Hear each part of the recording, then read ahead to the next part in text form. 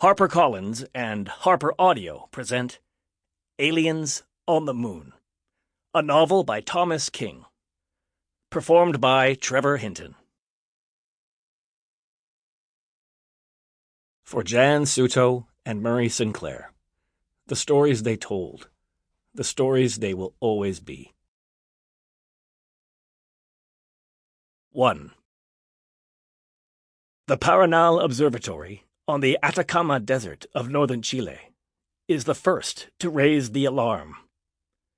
In quick order, SALT in South Africa, Roque de los Muchachos on La Palma in the Canaries, Mauna Kea on Hawaii, and SPT in Antarctica all confirm the Paranal observation.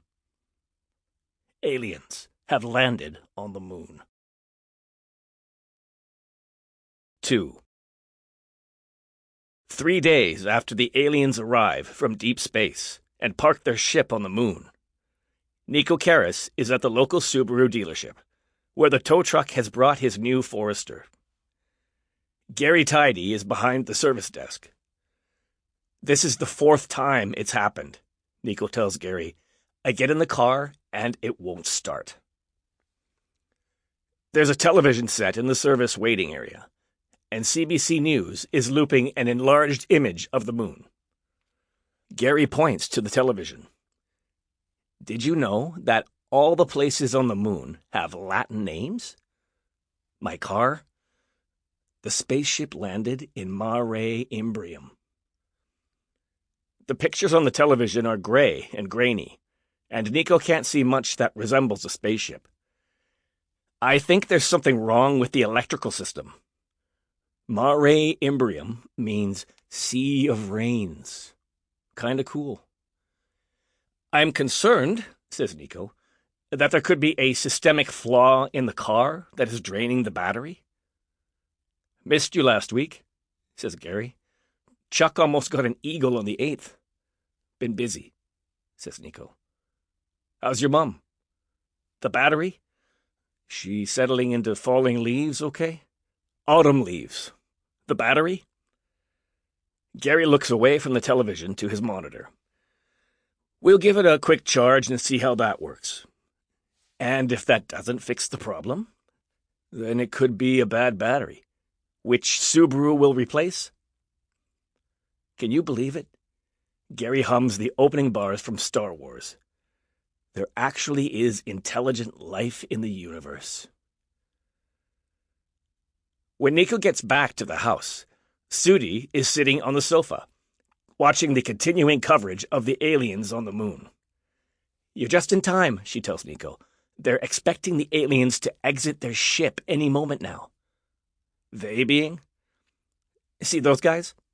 Sudi waggles a finger at 2 men in suits who are having an animated conversation. They're experts. On what? And your mother called.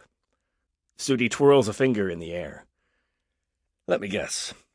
Nico sits down on the sofa with a thud. Autumn leaves is a dump.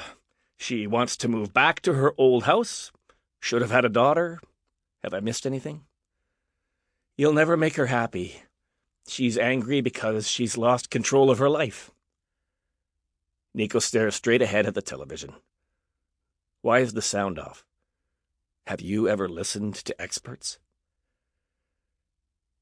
Nico gets a glass of water from a push spout on the refrigerator door.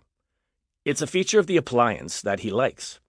The water is cold, so you don't have to rummage in the freezer for ice cubes.